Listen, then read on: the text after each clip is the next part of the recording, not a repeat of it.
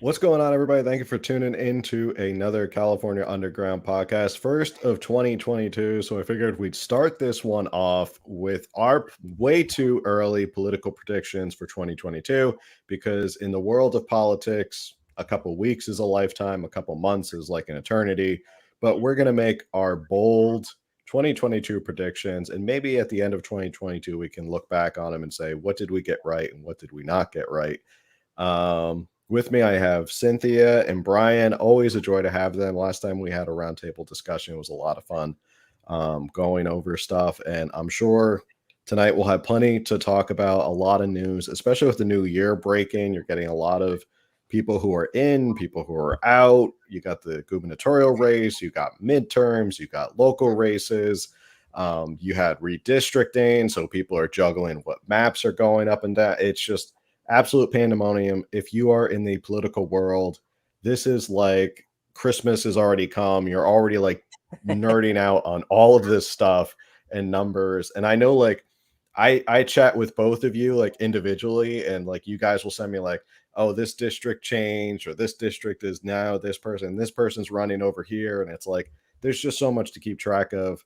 I have a lot of trouble keeping track of it, but that's why I brought in you guys, is to kind of contribute and talk about it as well. So how's everyone doing tonight?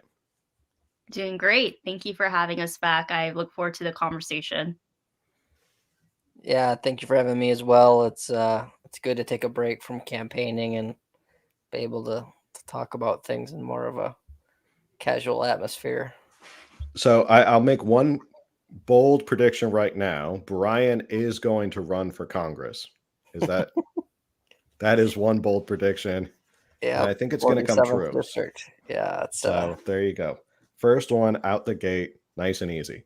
But speaking of running for Congress, we were chatting before we hopped on. We were talking about the breaking news that Kevin Kiley is now going to run for Congress and not stay in the state legislature. So I'll kick it off. And I know Cynthia has some comments about this. I'll throw it to her to see what she wants to say about it, because we've both been following Kevin Kiley running for Congress as opposed to staying in the legislature. So what do you think about Kevin Kiley running for Congress? Sure. So I wish them all the best. We know each other on a first name basis. We worked with for the recall. He was the only politician that really supported us and played an active role in it. And then of course he launched an exploratory committee to run for governor. And that was based off of the folks that led the recall.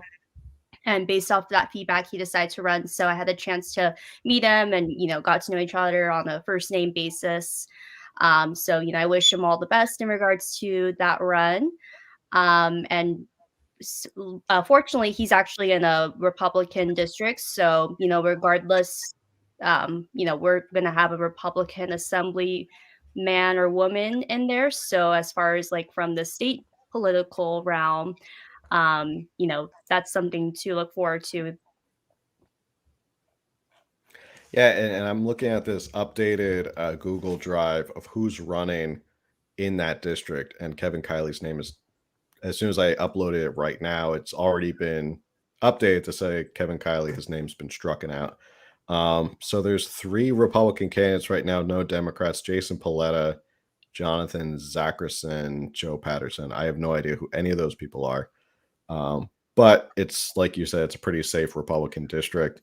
Um, So I'll make a comment about that. Joe Patterson, he lives in Rockland, which is the city that Kevin Kiley resides in. I believe he was a former mayor, and then he's a councilman. And he played an active role with ensuring that the redistricting was good for the city council. So that's who he is. And then Jonathan Zackerson, is actually the founder of Reopen California Schools. So it's the biggest Facebook group, and basically they're responsible for helping facilitate different resources and keeping everyone up to date on reopening schools safely. And this got launched in 2020 when everything was happening, with the school shutdowns. So those are the two that I know. I wish them all the best. I consider Jonathan Zackerson a friend. So if I were to pick, one between the other, if I lived in that district, I would pick Jonathan. But, regardless, whoever wins after the primary, I'll be a team player and help support whichever Republican, comes through that. And Brian, you said before we hopped on, you felt pretty confident Kevin can win this district for Congress. Well, I'm not as informed of the districts up that like the potential candidates I was looking when you guys were talking at. It's the 3rd district, correct? Is that that's the Correct. So I don't see there's some Jason Paletta. He was running for 3. This could be the old 3 because the numbers shuffled for everybody. But this guy, if this guy moves over and continues to run, he had a whopping $3,923.41 on hand at the last reporting period. So it's a good war chest to start with. Yes. So I don't know though. I don't know if there's anybody else. I'm not as familiar with the. It's like we have 2 different states. We have Northern California and Southern California, and that's like state of Jefferson up there. I feel like. Yeah. Oh, yeah. I mean, it's like even LA County Republican Party politics. I don't hear as much about. I'm really involved in Orange County politics. So like when the unfortunate passing of Kelly Ernby happened this week, that was like a whole community for us in Orange County. But like if that were to happen, I don't know the main people over in even LA County, let alone all the way up by Sacramento and Northern California. But I'm sure he'll have a competitive campaign regardless. I don't know who else could jump in. You have the one guy that would have been maybe the old timer that would decided to run for Congress again was our good friend. I can't remember the name. I hope he's doing well. He had a heart attack in the middle of the governor's race. Why can't I remember his name? Doug Ossie. Wait, who? Doug Ossie. Is that who you're talking about? Yes, Doug Ossie. I thought you said Nancy Pelosi. I was like, what? Not our friend. What was didn't you have a nickname for him? NyQuil Doug or something? Dayquil Doug. Dayquil Doug. I did, but I don't make that joke anymore because I hope he's in good spirits. Yeah, that was before the heart attack. Yeah. That makes it okay, I guess. No, he's like, we have that down here in my race where you have the old guard that doesn't know how to let go, and that's what I could have seen Doug doing that, but I don't think he'll do that. No, I know he's friends with Kiley from what I know. So unless there's somebody else up there I can't think of. It is definitely very, very early. I think that unless people aren't on Twitter, they might not know too much. But, I know like there was a lot of musical chairs in the California legislature, with people deciding to retire, not seek reelection. And, because they got drawn into there were Republicans, Democrats that got drawn into the same district. So it's just to avoid like a competition between them. So, lots of different things going on. And there, online, there's some people that are very vocal about, their next steps and what they are doing. I do think it's still early, to look at, some certain circumstances, because there's some people that are vocal, and then there's a lot of people that are holding their cards to their chest, because they don't want to tell certain people because things can leak out pretty fast, which we've seen that happen in politics. So yeah, if that district is if the congressional 3rd district in California is competitive, there's definitely it's going to be an open season, especially because there's not going to be an incumbent congressman. It's open season. Yeah, I think he's definitely got the cachet to make a run for it. Politically, I think a lot of people just seen sort of, and again, social media is not everything, but you can at least get your finger on the pulse of what people think. And a lot of people, I think, when he announced that he was running for Congress, I saw a lot of people commenting that, oh, so I guess that whole you're going to stay and fight for the state is not actually true. And I think that hurts him because he was such a fighter in the state legislature, and he became sort of this figure of like, I'm standing my ground and I'm going to fight Newsom here in the assembly because that's where I'm needed. That I think now going to Congress hurts that trust with the voters. But again, when it comes down to it, it comes down to the ballot box. When people walk in, who are they going to vote for? They'll probably see Kevin Kiley's name and vote for him anyway. But that might be the only downside to him running for Congress, is it does kind of go back on his previous stance of, I'm here to stay and fight. I'm not going anywhere. And going to Congress is not staying and fighting in California. It's going to DC. No offense to Brian. Well, I agree. I have an opposing view, but yes.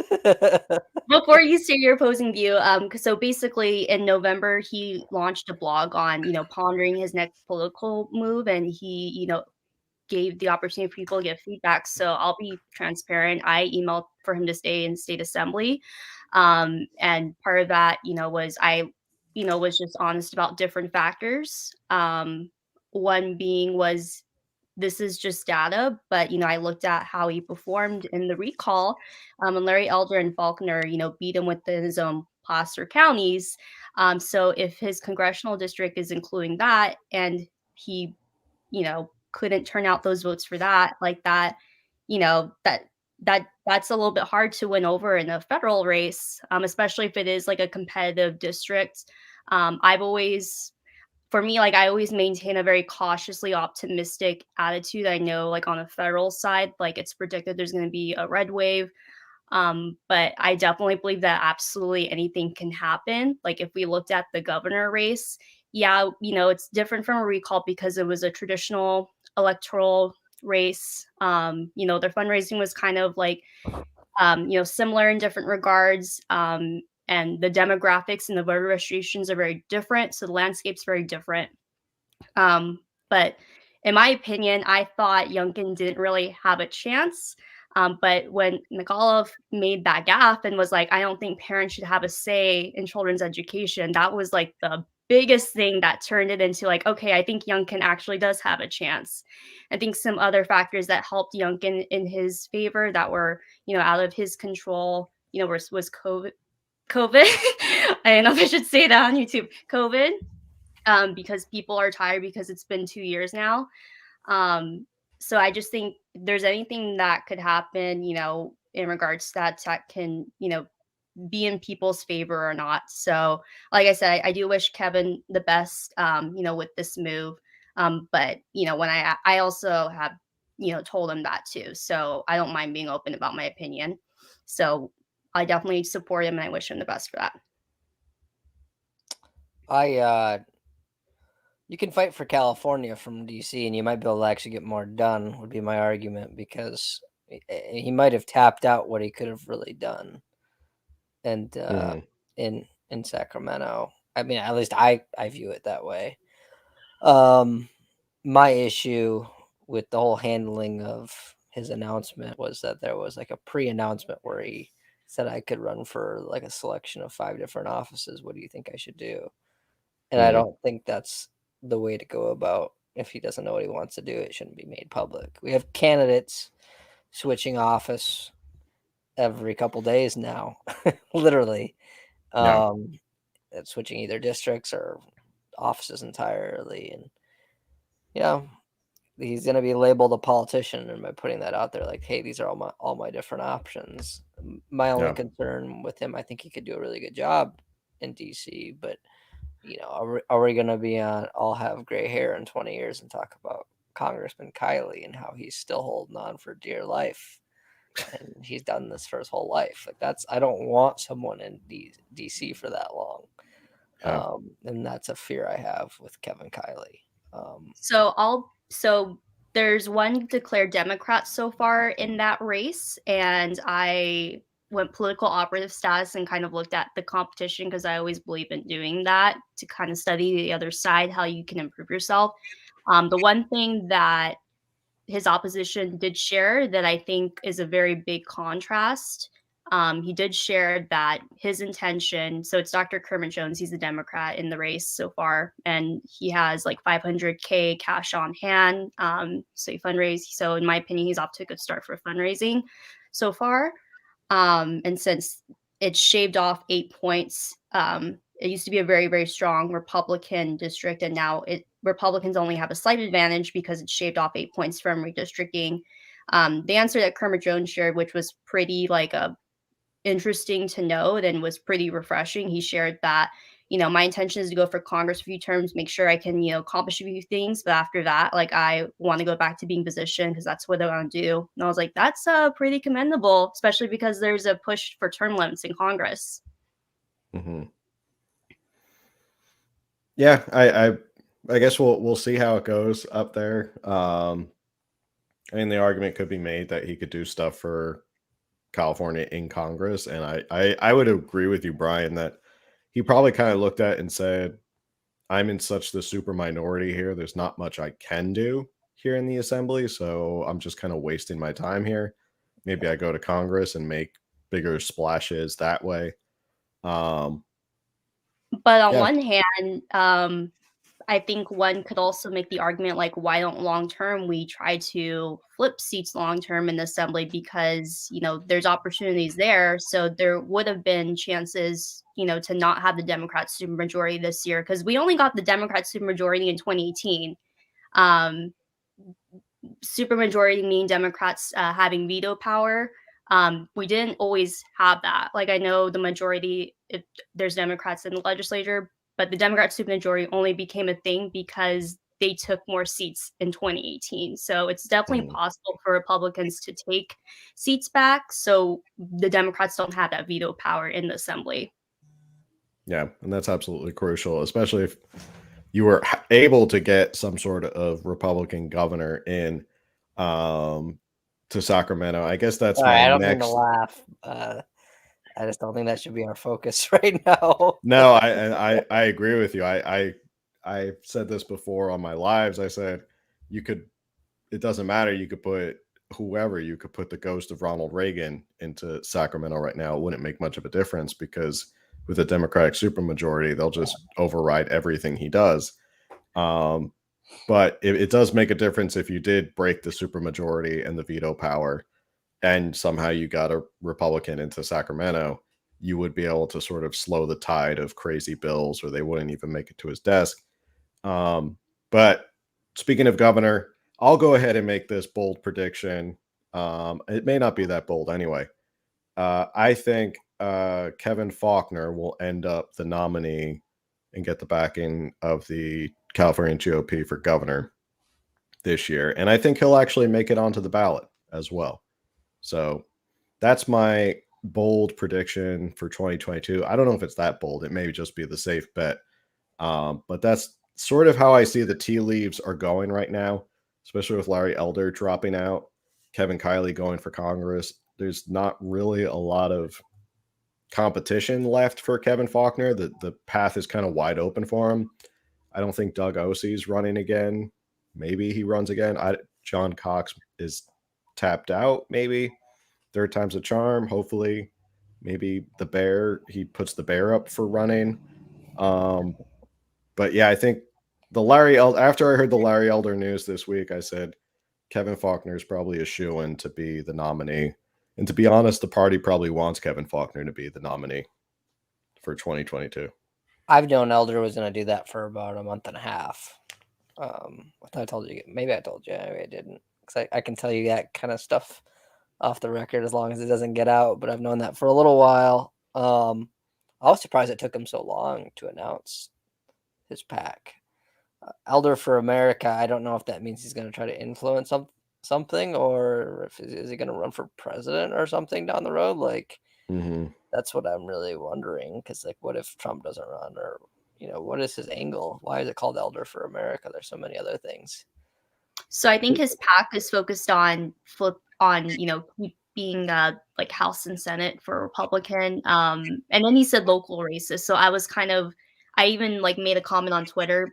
When he says local races, is he referring to state assembly and state Senate in California? What does he mean by that? I don't really believe that. It's called Elder for America. Look at everybody suspects Rick Grinnell's going to run for U.S. Senate, and they might say they're going to raise the money for one cause, but they can spend it for another. His is called Fix California. I think it's more conceivable that PAC would be used for and he's doing stuff for school choice than You mean Rick What- Grinnell's going to run for Senate after all the things he's already done with Fix It California? Well, That's this total is what the thought, sarcasm, by the way. no, but this is what the thought process was. But I think you wouldn't call it that unless he was going to run for something. You wouldn't call it Elder for America. You'd call it like, although if you really wanted to, like, what is it? He's like he always says at his own events, he's the black face of white supremacy. Like, I'm surprised he didn't call the pack that, because every time I hear him talk, even like I heard him talk like 2 months ago, he always says that now, like the black face for white supremacy pack. I could have seen him calling it that and like really like talking that. I'm not kidding. Like, he was really upset about that. Really, still. really owning the terminology. Yeah, he talks about it a lot. Like, I could see him doing that. But he didn't. So I think he'll run for something again. I don't know what. I think he has an itch. Otherwise, he wouldn't have called it that. But it may be like looking at something federally. I think on Twitter, I saw he did an interview with Alex Michelson from Fox News, and I think I saw he was might run for president. So I think it wouldn't be out of the ordinary if Trump doesn't run. Maybe Elder would throw his hat in the ring. You'll have I like think. 20 or 30 I mean, people we're do not. it. I don't know if we're making like big national predictions, but whatever. It's a wide open show. We can talk about that stuff. The more I've been following a lot of the polling, and I think the polling is going in Trump's direction. That would be hard for Trump to not look at the polls the way they're going and the way Biden's polling is going versus Trump, for him not to possibly announce. Do you want me to tell you my prediction? Because it kind of leads into that. It's more of a national thing, but my prediction, because you said three, are all kind of just one. So I'll say parents will decide elections. Republicans take back the House and Senate. And some Democrats claim voter fraud. Media claims racism. Media will need ratings. Trump is going to get unbanned at some point in 23, maybe early 23. I'll just read my 2 and 3 because they kind of feed into it. People will be exhausted from the last 2 years of politics and COVID. The result, political participation decreases. Arguing over vaccinations becomes less of a hot button topic. Voter turnout is lower. This election will look more like 2016 than it will 2020 turnout wise. And then the last little part is Biden is questioned more by his own party after 2021 losses. Celebrity names and even Michelle Obama are thrown out there as potential replacements. That was my full, that's really actually just one big. That was one big run-on conjunction prediction. Yeah. Brian's just going for it. He's just like, I'm just going to take out all your predictions all at once. I'm just putting them all at once. Here I am. I'm like, I think Kevin Faulkner is going to be nominee. And you're like, here's the whole platform. You made that prediction when we had our demise September 17th. Oh, yeah. Where do we go after the recall? Yeah, I made that prediction back then. I mean, not much changes. You can kind of read the tea leaves, and there's no the secret candidate who's going to come out of nowhere. I know Tremino is running again. I don't know if he has the name recognition or the time to beat Kevin Faulkner. Kevin Faulkner has a lot of backers. He's got the money. He's got the establishment behind him, so it'd be tough. That's my final word on that. But yeah, we could dissect your long prediction. I would agree with the celebrity idea. I keep hearing this Michelle Obama is like the savior of the Democratic Party being thrown out there. I think because of her name, and she was kind of universally loved. Like, people really liked her. Not everyone really liked her, but I mean, she was pretty well liked, probably more than her husband. And I've heard rumors that she doesn't want to run because she doesn't want to lose. So she might get. You hear all these crazy conspiracy theories. She might get slotted in for Kamala, and then she'd be the heir apparent. But I think the Democrats, after 2022, and we'll see sort of the bloodbath in the midterms, they don't have a deep bench as much as I think they think they do, if that makes sense. I think they've tapped out of big names. They have a lot of younger, like coming up through the ranks in the representatives, House of Representatives. But in terms of like the big knockout names, I feel like they don't have a deep bench anymore. Like Hillary Clinton's defeated, Biden's a shell of himself, Obama's retired. I mean, who else do you have outside of those big names? Since Oprah. if I could give a prediction, I think Gavin Newsom and Hillary Clinton will run for the Democrat nominee. Ooh. Actually, I could see that. Yeah, I think we've talked about that on one of the past We had our podcasts. tinfoil hat last time. Yeah, that's right, because he was going on that book tour, and we talked about, was the book tour sort of a testing ground for him running for president?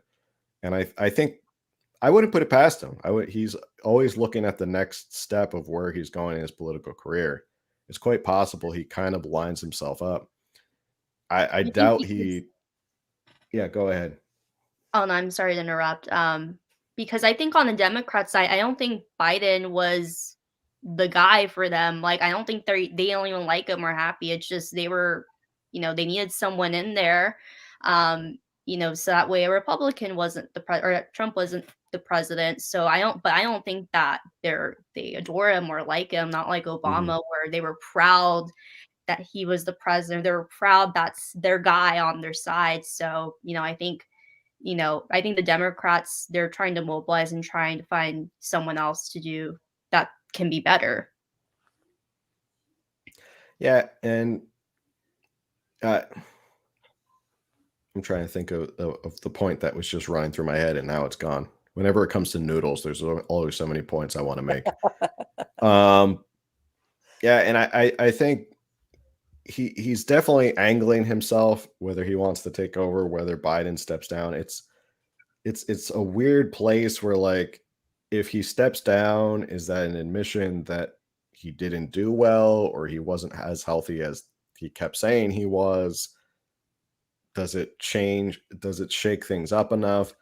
Um, and I think if it was Newsom versus Trump in 2024, I don't think it would be much of a contest, because you Newsom would not win Arizona, because there's enough people in Arizona who are like, stop California in my Arizona. And effectively that would be the campaign Probably slogan. lose Nevada too.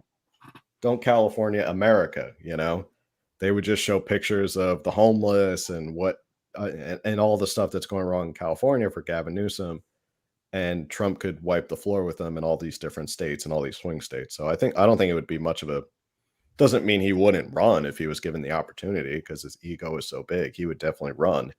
I think he would be mopped with they would mop him with the floor. Yeah, I think Nevada would come in. Like, Nevada's already in play, but I think all those Nevadans that are tired of Californians migrating over would also be not very happy about that. I find it hard to think that someone could go from being recalled during the pandemic to being a viable presidential candidate. Although, like, we have to think, like, we haven't had this discussion yet, but like, how much of an impact will COVID have throughout this year and the year after, and of course 24. I don't think I think it's, we're in the middle of a little surge is what the numbers are showing us, right? Yeah. And I don't think that's going to stop anytime soon. I think this is something we're going to be dealing with probably at least until, we were talking about Kiley and how long we have until election, but voting starts in 4 months, and you have to be filed, pull your papers in a month. So there's very little time, and COVID's going to impact all of this to some degree, at least for the primary and probably the general this year. That's why I feel really good about where I'm running, because I already earned almost 26,000 votes in the district. Have some baseline, some like support to depend on. You don't have to start from zero like some people do. Like, having to start from zero is like, it sucks. Like, I've done it. Like, it's hard. It's really hard to like get to that minimum baseline. So COVID's going to have an impact on on how people vote or if they don't vote. That was part of my prediction. I think people are just tired of. I think people are tired of arguing with one another, and that might actually lead to more agreement to disagree. Finally, at least that's what I'm seeing. Not on social media, but like everyday in the real life. world. Yeah. Yeah, I mean, when you can walk into like a Trader Joe's without a mask on, but still have a pleasant conversation with an employee at Trader Joe's who has a mask on, and they say, "Have a nice day, thanks for coming in." That's exactly your point, which is they may have a mask on, and you say, "Oh, well, screw that, I'm not wearing a mask," but you can still live as like normal human beings. I would think this is the monster the Democrats have created with COVID, and it's going to bite them in the ass because in 2020 they played it up as, oh, Trump bumbled COVID and it's so horrible, and you know, the famous line of Biden, any president who's been president with this many people dead should not be president. Well, now that's going to come back and bite them in the butt because there's been just as many people who've died under Biden for COVID. It's not slowing down. He made this pledge before 2020 that he had a plan to crush the virus, and they've shown in a little over a year that the Democrats have no plan to crush the virus. So I think a lot of people are going to go, wait a second, you said you had a plan, now you don't have a plan, but we're going backwards and we're putting masks back on and you're asking me to take 7 boosters. Like, I think that that's going to come back. They played it up and they got as much as they could. They squeezed all they could out of it in 2020. And now it's going to come back and bite them because they've created this monster where people are going to look at it and go, you didn't do anything you promised to beat COVID. So I think if I can make one bold prediction, I think that there's going to be a lot of non-party preference and Democrats open-minded to voting Republican down ballot, meaning, federally, statewide, and local wide. And I say that to say to go, piggyback off of one of Brian's first predictions, which is parents are going to start deciding elections offline and online. I think these people are becoming single issue voters. And when I say single issue voters, what is the number one issue that they're caring about? Is their children. Which candidate is supporting taking masks off their kids? Which candidate is supporting opening up schools? Which candidate believes that the government needs to get out of their families' lives? Which candidate is putting families over institutions? Which family wants to fund students over systems? Which candidate wants to unwind tyrannical government out of our lives? So that's would be my bold prediction. yeah, I so in terms of federally, it's going to be interesting, and a year from now, I like your prediction that ratings are going to get so bad, and if the trajectory of Biden and his horrible approval is just keeps going, and like the corporate media can't find anything. I mean, they can only talk about Pearl Harbor. I'm sorry, I mean January 6th, like as much as possible, which also happy Epiphany Day. That also happens on January 6th. It's been happening on January 6th for a long time. But you can only get so much play out of that. So at a certain point, it's actually hurting them to keep Trump on a back burner because he's kind of like frozen in time where people are like, hey, remember when gas was $2 a gallon? And remember when, there was plenty of employment and jobs and all this stuff? Like they've kind of frozen his legacy in time to where people are looking at him and missing maybe that Trump economy. So they may bring him back and be like, let's see if he can like give him enough rope to hang himself again. And if nothing else, give us something to talk about on CNN and talk about his tweets again. I think it was part of my prediction, but I forgot to write it down that we already saw it with the Virginia governor race, but like the painting every person as Trump is already lost effectiveness, but it's going to continue to lose effectiveness throughout the year. I think Elder was an exception, but also it was a unique circumstance where you also had like $100 million spent against like Republicans in general, where most people would probably agree that Elder's probably more moderate, in a lot of regards. But that was a blip, maybe an exception last year. The way that Virginia went, they tried to paint everybody that was on the ballot as pretty much Donald Trump. But I know they're going to try. That's going to be their like playbook again this year. But I just don't think it's going to work. I think, with the exception of a very small group of Democrats, it doesn't really turn anyone out to vote.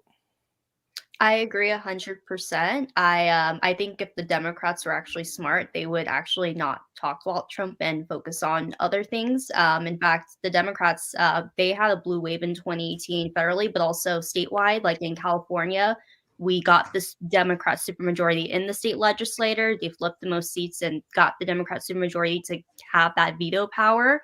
And their strategy was, let Trump be Trump and let's focus on these certain issues. And they did it successfully statewide in California and then also federally too.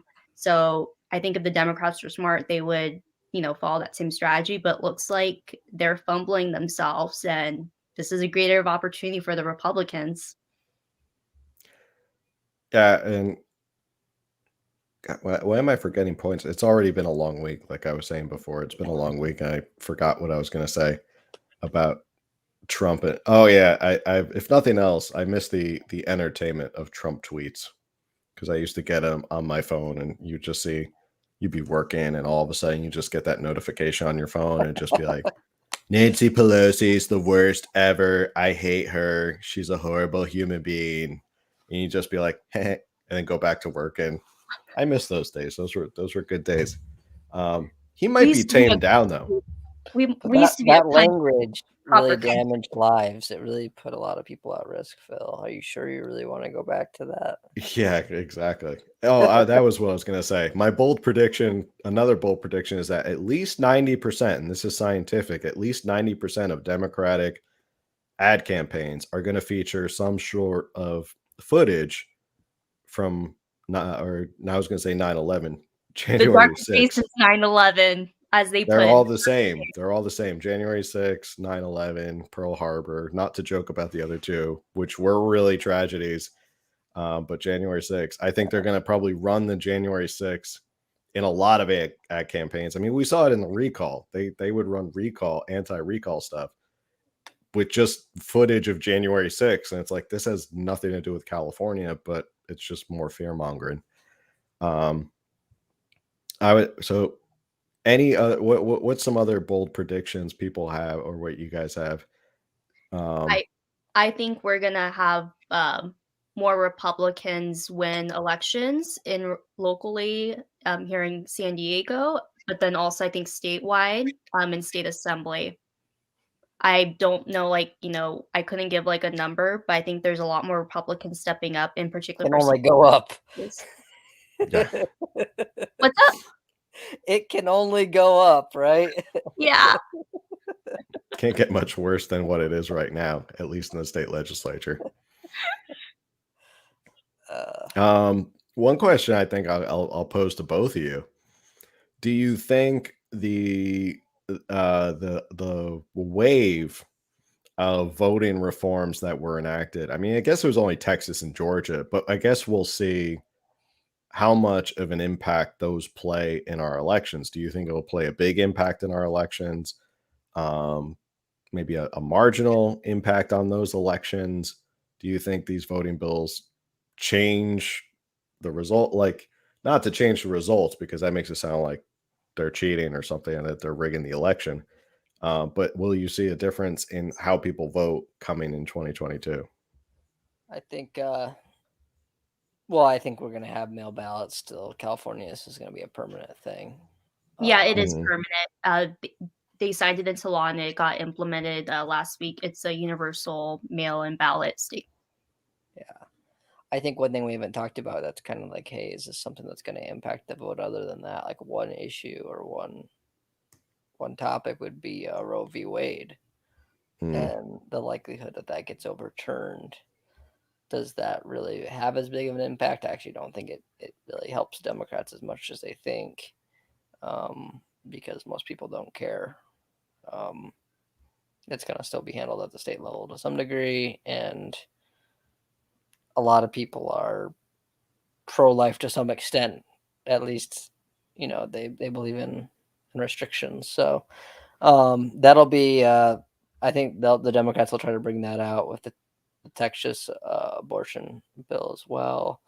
I think voter fraud will be a common topic that's discussed. I think it could be something a Republicans have to be really wary of, and something that I'm aware of is like, we send out letters trying to fundraise, and people say like, "Oh, fix 2020, then I'll give you a check." And it's like, what am I supposed to do about like how you feel about how certain things went or didn't go? Like, I can't do anything about the past. I wasn't in the ballot box with every person, nor was I in the post office box to track the ballot. Like, there's nothing I can physically do as a candidate, to be completely blunt with people. Like, what do you want me to do? Like, get a time machine? Like, go back and monitor everything. So I think there will be, once Republicans, if everything looks like it's going to go, take back the House, take back the Senate, and if they have control of all three in 24, then there will be like more restrictions on vote by mail. There will be a bounce back effect to all the craziness that's kind of gone on with some of it. And I hope that, in California, we're able to, flip some seats in the state assembly and get in some people that do care about election integrity, so we can kind of at least unwind certain things and see how we can, piece by piece, long-term wise, change things from the election side. Lorena Gonzalez Fletcher, she's the reason why we have ballot harvesting, motor voting, and things of that nature. So in California, if we want to impact, elections on that side, hopefully people can, be mindful of that. That's, how elections are run, and that's how, we have the things that we have is because of that. Bold prediction: Lorena Gonzalez will make a lot of money from unions this year. Is that a bold prediction, or is that just fact? Facts. Yeah, facts. Here's a bold prediction.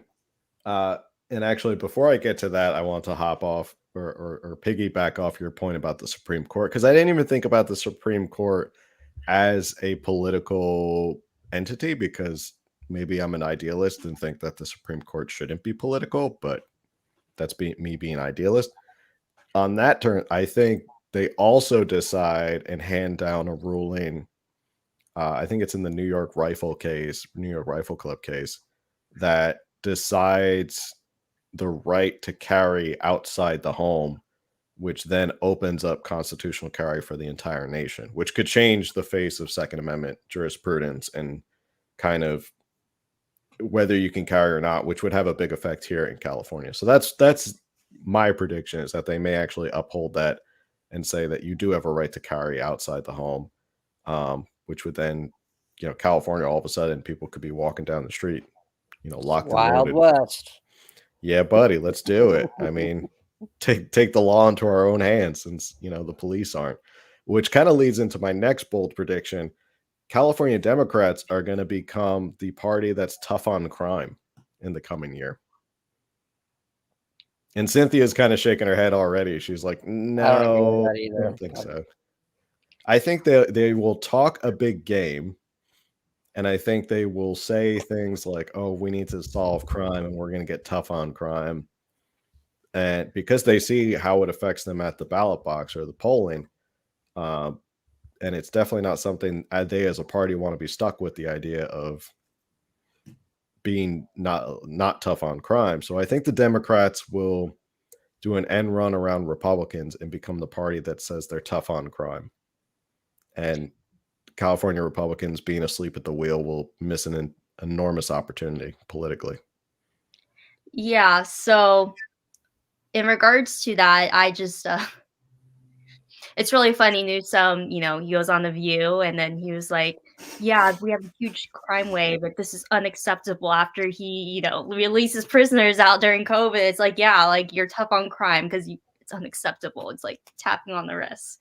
I mean, even like London Breed, one thing that I need to get off my chest, it really bothered me to see Republicans fall into that trap. Like, oh, she turned a new leaf. It's a new day. It's new dawn. Just like, she defunded the police And you think she changed her mind because she did a press release because she knows it's a politically expedient because it's 2022 and elections coming up? Like, so I do agree with your prediction. Like, I think Republicans are like, this is like a big area of opportunity to latch on. Like, did you realize this is the Democrats' playbook? They were the ones to implement this policy, and now they're coming in and trying in to be the savior, and they're not actually going to choose to follow through. Why are we falling for this? I think we're dealing with the beginning of the Democrat Party, how it was after Kennedy, where they were just like trying to like hold on for dear life and find anybody, and they ended up finding Jimmy Carter, which was probably the biggest disaster they could have ever come up with. They have no message. I don't know what, maybe Law and Order they'll get to, but they don't have Law and Order candidates. Yeah. That requires you to be to probably be harsher on illegal immigration, right? It requires you to speak up more on the riots every time, some social justice group comes out and destroys a city, and they've been unwilling to do that. It requires a governor that doesn't, loosen the restrictions on how long you're in jail or in prison for certain crimes. It requires a state that says that you can, that it's that says you can literally steal up to $900. Like all these different things. Like I just don't think they're positioned in any way to be the party outside of Trump's awful. You got to stop Trump, and maybe that will work in 24 because a lot of people hate Trump. But after that, what does that do for the people that are tired of hearing that? What does that do? Because a lot of people, we don't hate Trump. A lot of people don't even care anymore about what they have to say about Trump. So, that's a 50-50 proposition, even best case scenario for them, I feel like, in 24. So we're starting to see that. They don't have a central message. But we have divisions on both sides of the aisle. I'm seeing a lot between Marjorie Taylor Greene and Dan Crenshaw kind of going at it lately. You've got the left, trying to obliterate what's his name, who killed the Build Back Better bill. Joe Manchin. Thank you. I'm really tired right now myself, so can't remember names. They, the progressives hate him, and the moderates, I don't think AOC is going to be electable unless everybody was like a 20-year-old Democrat, if they operated that way, and most Democrats don't operate that way. So I feel like they have no real pathway forward, with exception of what we're talking about. Like, they have to find some celebrity. That's what they were trying to do in Texas, like find Matthew McConaughey. Outside of that, they're going to have a period of time, and the Republicans could too if they didn't have somebody like DeSantis or maybe some of these other people in the wings that have been around for a while.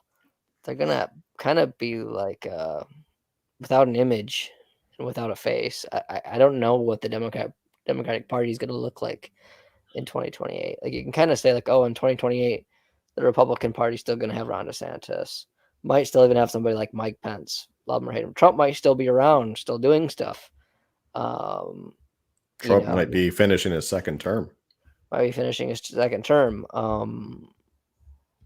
I don't think there's a lot of faith in like Kamala Harris being a president outside of identity politics, from someone on the left. So I disagree as well. I don't think they have the means to use that Law and Order message.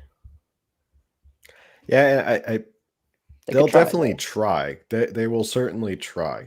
I will say that. So I'm not going to say my prediction doesn't mean they are going to all of a sudden become the Law and Order candidates and all of a sudden be like, we're going to fund the police and we're going to give them big tanks and bulletproof vests to go out there and break up riots. It's not a presidential election year, so they don't have to worry about pissing off BLM because they're not around. They don't matter when it's not a presidential election.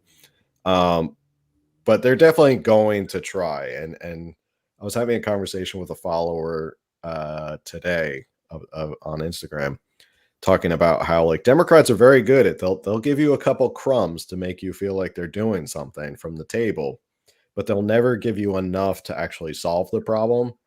And that's been their playbook for so long. I mean, it's on both sides, but the Democrats are more adept at it than Republicans, where they will say, "Oh, we're going to solve this problem." And even this bill that's coming through the state legislature that was introduced, they were like, "Oh, let's rewrite Prop 47 so that if you take only $400, then anything over $400." And it's like, that's still a lot of stuff. You can go into a Rite Aid or a Walgreens and still steal a lot of stuff for $400, for $399. So that's one of those half measures of like, they'll give you enough to make it sound like they're doing something, but in I have reality, another they're bold one okay. that Go kind ahead. of relates to what you were saying with you mentioned propositions. I don't know if there's a Guinness World Record for this, but 2022 will have, at least for the primary, probably the general too, will have either the most pages or the most questions, the most candidates, or the heaviest ballot ever. There are so many Okay. different things that can be on the ballot. In Orange County, there's 30 different offices. If the Huntington Beach recall somehow gets on the ballot with those 5 council members they want to get rid of, that's another 5.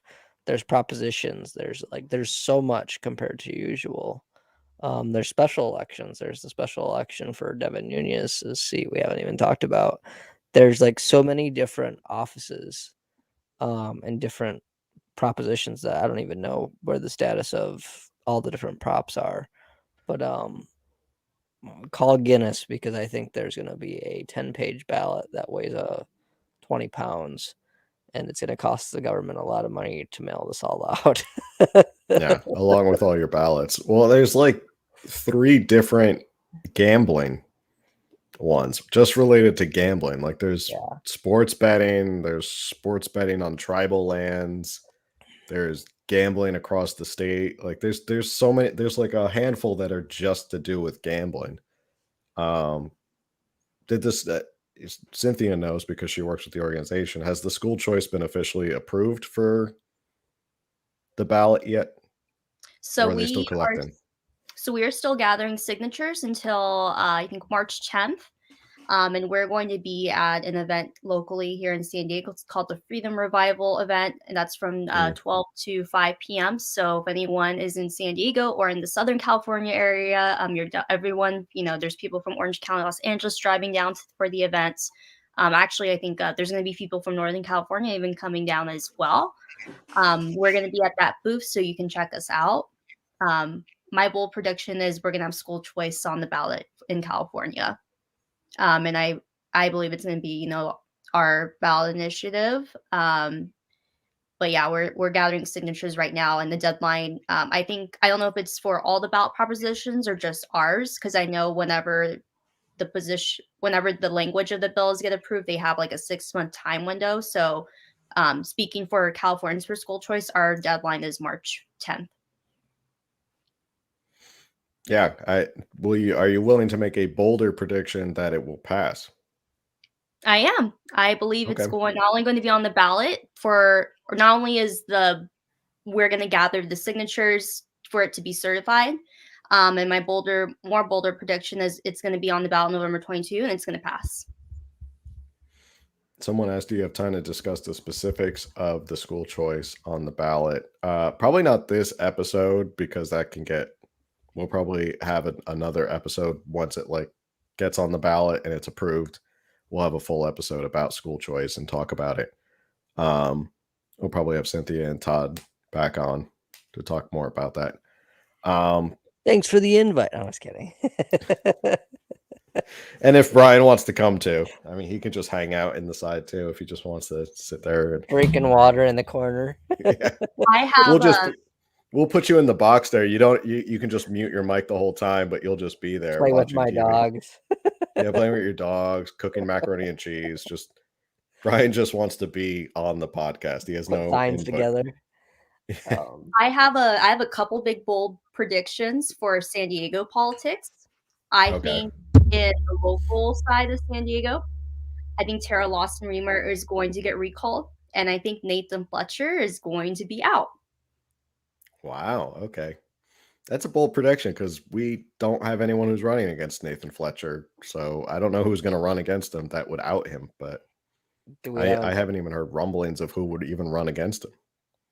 I wonder if we have an over under, if we need to have over under bet on how many recalls qualify statewide, because I think the Gavin Newsom recall motivated a lot of groups to do the same thing.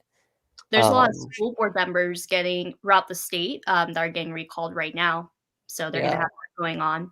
I wonder how many we'll actually have statewide. I mean, like I said, they're trying to literally recall 5 out of the 7 city council members here in Huntington Beach.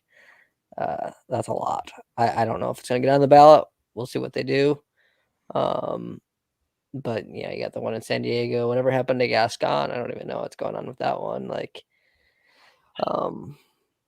Isn't there one for Bowdoin too, up in San Francisco? I'm sure. I'm sure there's. I mean, there could be recall efforts anywhere. It doesn't mean if it's actually on the ballot or not. Yeah, I was wrong once before about that. About the recall? Yeah. I think we were all feeling a certain way about the recall, but we learned our lessons from the recall. Yeah. Cool. I don't know if you guys have any more bold predictions. We kind of are coming up on the hour here. I don't know. There's some people who are in the chat. If they have any questions for us while we're still sitting here for a couple more minutes, I don't want to keep it too late. Like I said, we were talking before how the first week back after Christmas is always a hard week. I think it's just trying to get back into the swing of things. So Mushroom Man asked, how do you feel about both parties being part of the same team in a sense? Divide and conquer is a great strategy to keep people arguing about trivial things in the grand scheme of things. Like the Uniparty, I guess that's what he's asking about. I mean, I think COVID, this is maybe true, but with the way that this, a lot of people here in Orange County, we lost somebody that really fought for conservative values, and Kelly Ernby this week. And some of the things that have been messaged to me, commented on my posts, I don't see conservatives handle the death of someone that way. We saw it with Rush Limbaugh too. There are people on the left celebrating. If Barack Obama, when he passes away, I'm not going to be celebrating. You don't do that. That's not how you hold yourself.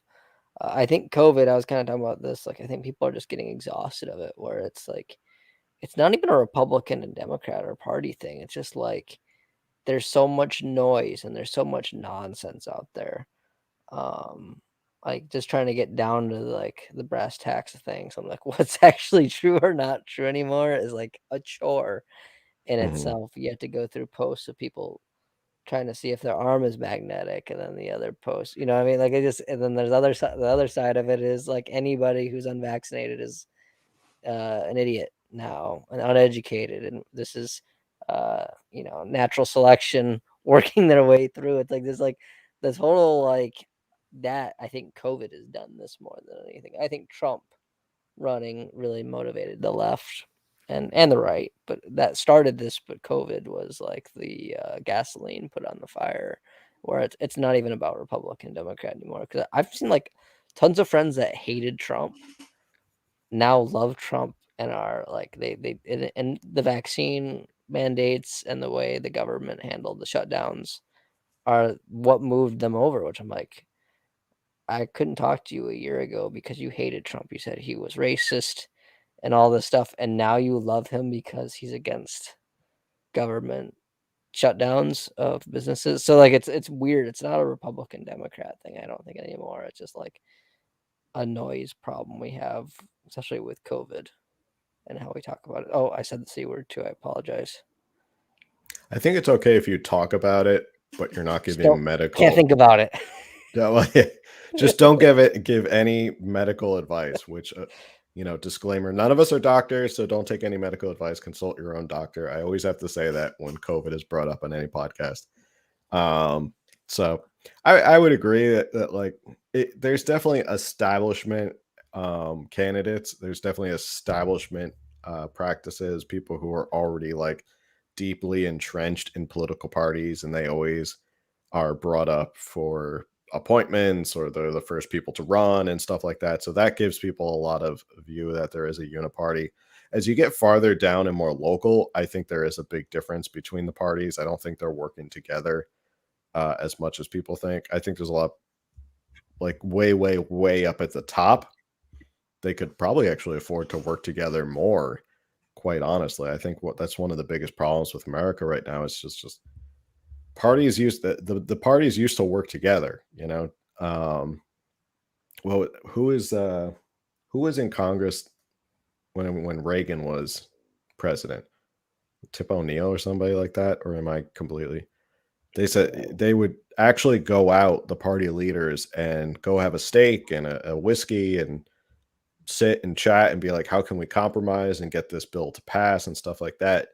They say they don't, that doesn't happen in Washington anymore. You don't have opposing political people going out and just sitting down and chatting and getting stuff done. So I would say there's actually less of a uniparty than there ever was, because the two sides are just so crystallized and against each other now. I think our country was more conservative, at least openly, like saying they were conservative then. The Democrats were conservative, so we just had to bring them to dinner to get them on board, right?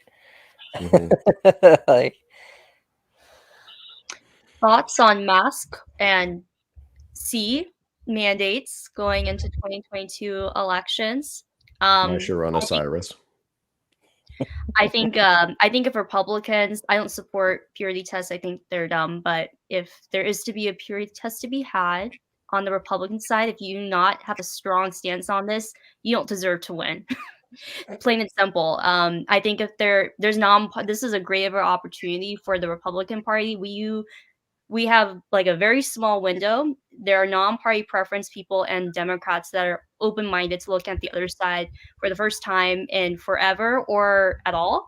And I think this is like the single biggest issue, especially for parents in California that are looking at like their school boards and their local ordinances, the statewide, on the federal side, there's some things to be done as well. If you don't have a hard stance on this, especially because it's been 2 years, then I don't think you deserve to be elected. Yeah, I think I think that we've reached a watermark in America. Maybe not the rest of the world, because you hear crazy stories about Australia is completely locked down for anyone who's unvaxxed.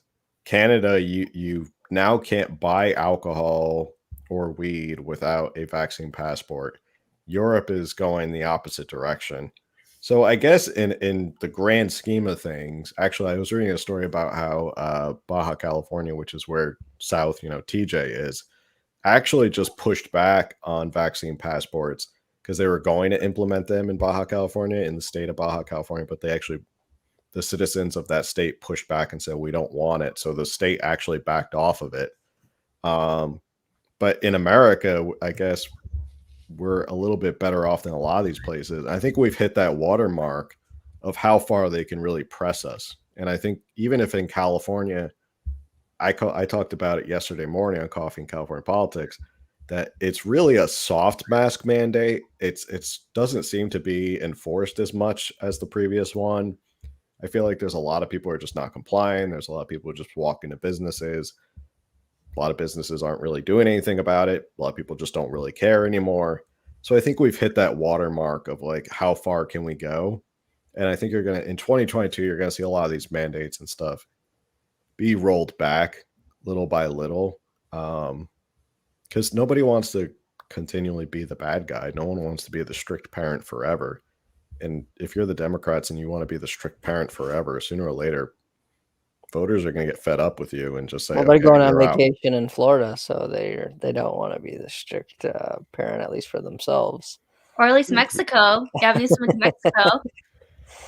Mexico, yeah. Florida, you could be Eric Swalwell just sitting inside without a mask on.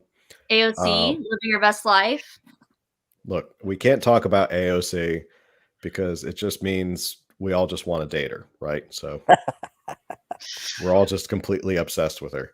But yeah, I think I have a lot more faith after seeing how people have responded to this new mask mandate and how it doesn't really feel like there's a mask mandate anymore.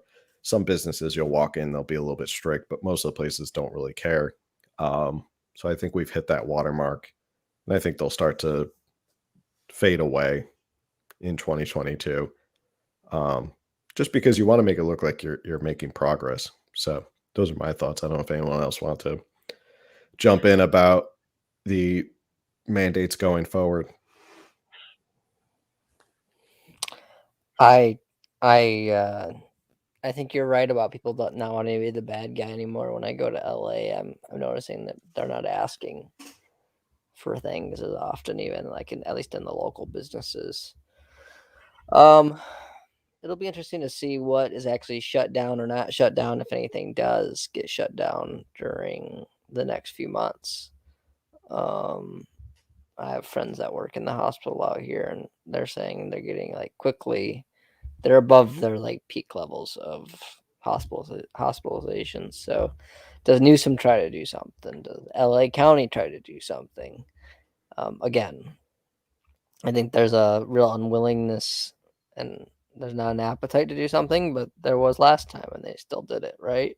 So it'll be interesting to see if that goes on, or if we're just gonna do maybe what we should have done the first time, is just maybe be careful, and live your life. If you're at risk, if you're sick, stay home. I don't know. I was actually having this conversation before with somebody, a friend of mine, how it's like this vicious cycle of the media pumps up that Omicron's coming and then tells everybody to rush out and get tested. So then you have all these people who are rushing out to get tested, and a lot of them are going to the ER to go get tested. Or if they're COVID positive, but they're asymptomatic, they're rushing to the hospital because, oh my gosh, I'm COVID positive. So now I'm going to the ER. So now they have a lot of nurses and hospitals that are saying, like, look, if you don't have symptoms, just stay home. Like, don't come to the ER. Like, you don't have to come to the emergency room. So they've created this like problem of they've pumped so much fear into people that they're rushing to the ER. And then the media then turns around and goes, well, the hospitals are overloaded and they're swarming with people. Well, yeah, because you're pumping them with so much fear that they're all rushing to the hospital. So it is this weird vicious cycle of that they've created the fear, and then the fear kind of escalates, and then they're reporting on more fear, and then it just kind of keeps going and going and going. I don't think there'll be I don't think there'll be any lockdowns, just because it's so unpopular to lock down again. And even if they try and lock down, I think this time a lot of people will just be like, screw you. I'm not going to do anything. I'll take the fine, whatever. I'm not going to do the whole lockdown thing. And if they're going to keep the Super Bowl in Los Angeles, then like, I guess it's not as bad as we think it is, because if you can have tens of thousands of fans inside at SoFi Stadium, you're going to turn around and say you can't have 20 people inside of a restaurant. Like, I think you've lost all moral high ground to implement any sort of lockdowns after that. Is it for certain that they're keeping it there? I thought I heard that they were saying that they're going to keep it there, but they were looking at alternatives. So that's why I was like, which is it? It was a quick rumor that they were looking at Dallas as a backup, which I'm sure Dallas would love it, and Jerry Jones would love to have the Super Bowl. But I think they came out and said, no, it's going to stay here. Like, we're pretty certain it's going to stay here, and we're working with the NFL to make sure it's safe and all that stuff. So I don't know how it's going to look to see like 40,000 fans sitting there in mass, but whatever. That's California for you. My last thought on, the mandates for the elections is, for school boards or, anything to kind of help make sure that we are unmasking our children in schools. If people don't have a hard stance on that, I don't want you in office, plain and simple. If the Super Bowl can be here, then we should be unmasking our kids. Yeah. Yeah. It doesn't seem to be, a lot of these policies don't seem to be making sense. it hasn't stopped anything. Plain and simple. But it makes people look like they're doing stuff. And like I posted just a couple hours ago, I think we're already at the peak of Omicron and we're coming down. So conveniently, by around February 15th, when the numbers come way back down, Noodles gets to come out and go, "Yay, I did it, guys. We did it. The mass work. We did it. Congratulations, everybody."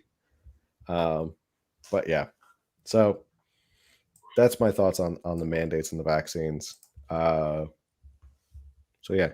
All right. Well, it's been an hour and almost 15 minutes.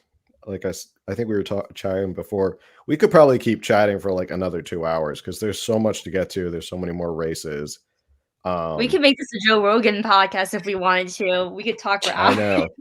I feel like it's easier to do Joe Rogan style podcasts if you're like all in the same room and then you're like sharing drinks and stuff, and then it's a lot easier than when you're sitting on the computer. That's But true. maybe one day we'll actually get to do that.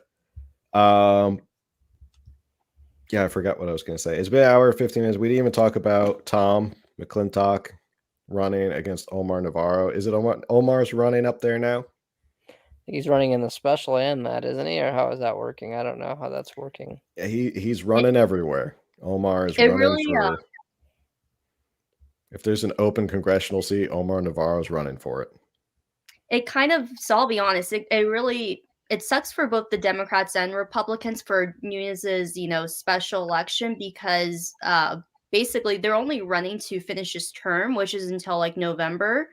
And then basically, because this is an election year, they also simultaneously needed to run, for like the June primaries and then, the general election in November. And Jim Costa, because of redistricting, he decided to run, I believe, in the new congressional lines for District 21. So any Democrat that wanted to run that Nunez election, they're kind of screwed. They're only going to be like in Congress for like the rest of the term until November. And because McClintock chose to run in Congressional District 5, that also puts the Republicans in, a tight spot too, because they're only going to be in Congress until November. So, it is politics. It is what it is. People are going to do what's best for them. In my opinion, I don't think that was the team player move on either side. Yeah, there's a lot of people who see open opportunities and to use politics for one reason or another. Forgot to mention, you remember Earl Weber, who ran for governor? Yeah, he's running against me. He's running against you now in your district? Yep. Oh man. I don't know how I feel about that. I think I had one quick phone conversation with him through a colleague of mine. But the way he ended his gubernatorial race just quietly so that nobody even knew he ended it, I don't know. That didn't seem. Well, he also spent all his congressional funds on like yachts, but that's a whole nother story. Okay. Was that what happened? Because he hosted some like flotilla or something down here in San Diego. They do what they do. It is what it is. Like people do this stuff for their own reasons. You mean candidates use money for things other than running for office? I don't. I've spent too much of my own money. I've never heard of that concept. You mean they I'm take? clutching my pearls. Oh my goodness. I don't do that stuff. I can assure you, my stuff's all up online. But this. I think he spent like 80. I don't know. I don't want to misquote. It's in the tens of thousands on yachts. I don't know how much a yacht costs. I don't own a yacht. Jeez, I didn't know about the yacht. That may be a whole nother podcast we could talk about. Yeah. So we've got Earl in the race. We have I see the Queen of Sleuthing's in the chat, so we should get her on it. Oh yeah. She could hop on that to see how much I've got a few primary challengers, but we feel pretty good. Like we're in a good spot. I was waiting for redistricting and hoping that it was drawn a certain way, and I thought it worked out pretty good for us. So you can go through it. She's going to go through your financials. Me spending my own money. So go for it. You spent $2,000 on signs in 2020. Yeah. It's a smoking gun right there. Yeah. Get the FPPC involved. File an FEC complaint.